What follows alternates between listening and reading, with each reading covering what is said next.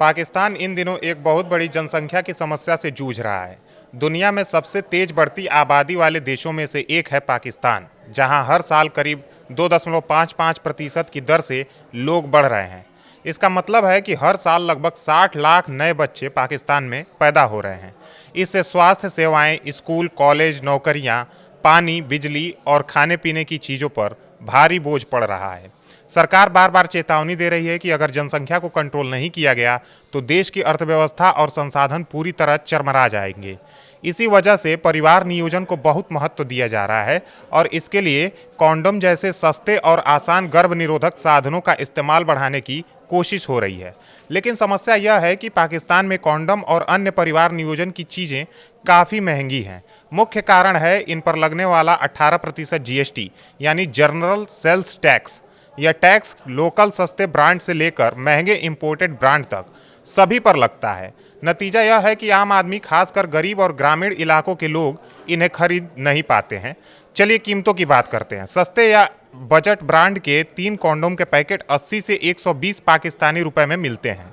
Local brand के 3 से 5 condom वाले पैक 110 से 150 रुपए के आसपास पड़ते हैं, जबकि अच्छे या प्रीमियम ब्रांड जैसे कि ड्यूरेक्स वगैरह के 3 कॉन्डोम 450 से 650 रुपए तक के और 12 कॉन्डोम का बड़ा पैकेट 1200 से 2100 रुपए तक का होता है।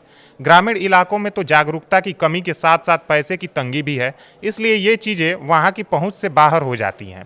इसी तरह सैनिटरी पैड्स और बेबी डायपर्स पर भी 18% टैक्स लगता है, जो महिलाओं और छोटे बच्चों वाले परिवारों के लिए अतिरिक्त बोझ है।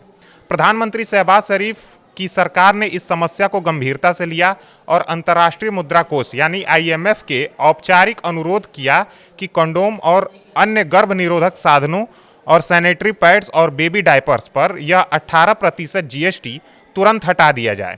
सरकार का तर्क था कि इससे गरीब परिवारों को बड़ी राहत मिलेगी, परिवार नियोजन आसान होगा और लंबे समय में जनसंख्या नियंत्रण में मदद मिलेगी।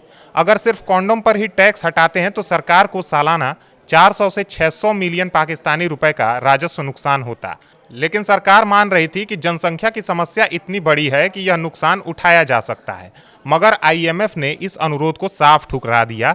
वजह यह है कि पाकिस्तान अभी आईएमएफ के $7 बिलियन के बड़े बेल आउट प्रोग्राम के तहत चल रहा है, जिसमें बहुत सख्त आर्थिक नियम हैं।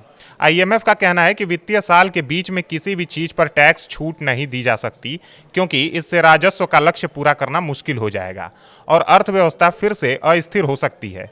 कोई भी टैक्स बदलाव सिर्फ अगले बजट में ही विचार किया जा सकता है। आईएमएफ को यह डर भी है कि चुनिंदा चीज़ों पर टैक्स कम करने से तस्करी बढ़ सकती है और टैक्स वसूली की व्यवस्था कमज़ोर पड़ सकती है।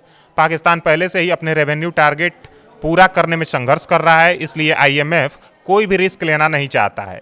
इस फैसले से पाकिस्तान में फिलहाल कॉन्डोम और अन्य जरूरी परिवार नियोजन की चीज़ों की कीमतें काफ़ी ऊंची रहेंगी। सरकार चाहकर भी कुछ नहीं कर पा रही है, क्योंकि पूरी अर्थव्यवस्था आईएमएफ के सहारे टिकी हुई है। जनसंख्या बढ़ाने की समस्या तो वैसी की वैसी बनी रहेगी, बल्कि और गंभीर हो सकती है। स्वास्थ्य विशेषज्ञ और जनसंख्या नियंत्रण से जुड़े लोग चिंता जता रहे हैं कि महंगे गर्भ निरोधक साधनों से अनचाही प्रेगनेंसी बढ़ सकती है, जो गरीबी और स्वास्थ्य समस्याओं को और बढ़ाएगी। उम्मीद है कि अगले बजट में सरकार इस मुद्दे को फिर उठाएगी और शायद आईएमएफ मान जाए, लेकिन तब तक आम लोग महंगाई और जनसंख्या के इस दोहरे बोझ को झेलते रहेंगे।